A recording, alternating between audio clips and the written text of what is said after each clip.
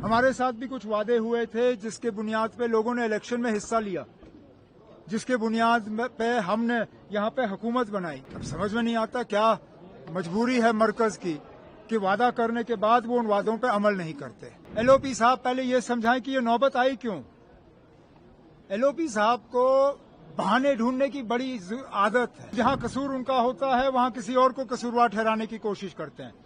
मैं लद्दाख का एलजी नहीं हूं, लद्दाख की सिक्योरिटी मेरी जिम्मेदारी नहीं है, ना मैंने कहीं पे लद्दाख के वायलेंस को जस्टिफाई किया। आखिरकार क्या मजबूरी है बीजेपी की? क्या इतना ही कसूर है जम्मू कश्मीर के लोगों का कि एलओपी साहब एलओपी हैं, सीएम नहीं है? क्या हमारे स्टेटहुड बनने के लिए या स्टेटहुड हासिल करने के लिए एलओपी साहब को सीएम बनना पड़ेगा?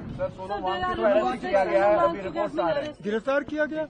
चलिए अफसोस की बात है, लेकिन जिस तरह मरकज की हुकूमत कल से उनके पीछे पड़ी हुई थी, शायद ये लग ही रहा था कि इस तरह का वो करेंगे। देखना, उन लोगों के साथ कुछ वादे हुए जिस तरह हमारे साथ हुए। अब समझ में नहीं आता मरकज की हुकूमत की क्या मजबूरी है कि वादे करने के बाद वो उन वादों से मुकर जाते हैं। हिल काउंसिल के इलेक्शन से पहले मरकजी एक वजीर ले गए थे क्योंकि वहां लोगों ने इलेक्शन बॉयकॉट करने का फैसला किया था। लोगों को इलेक्शन में लड़वाने के लिए कुछ वादे हुए।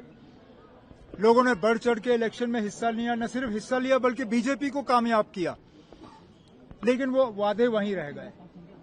ठीक जिस तरह हमारे साथ भी कुछ वादे हुए थे जिसके बुनियाद पे लोगों ने इलेक्शन में हिस्सा लिया, जिसके बुनियाद पे हमने यहाँ पे हुकूमत बनाई।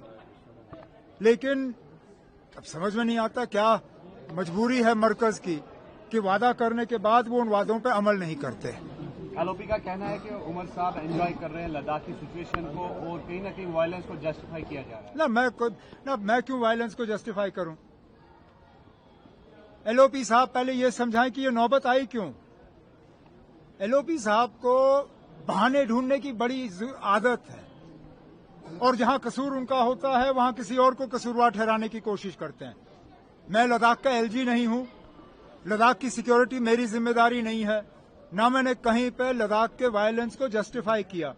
वो जस्टिफाई करें ना कि लद्दाख के साथ जो वादे किए गए उन पे अमल क्यों नहीं हुआ, जो हमारे साथ वादे किए गए उन पे अमल क्यों नहीं हुआ।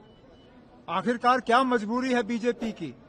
क्या इतना ही कसूर है जम्मू कश्मीर के लोगों का कि एलओपी साहब एलओपी हैं, सीएम नहीं है?